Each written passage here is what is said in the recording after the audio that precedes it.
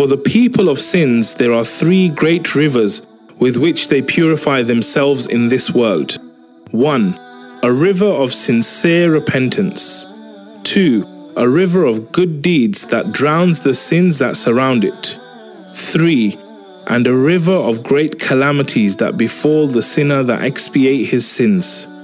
Therefore, when Allah intends good for His slaves, He enters him into one of these 3 rivers.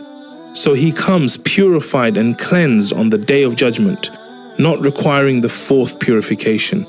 And the 4th purification is the river of the hellfire on Yawm al-Qiyamah.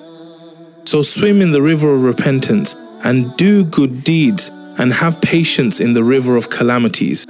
And do not neglect these before a day comes when you will be drowned in the river of hellfire, whose fuel is men and stones.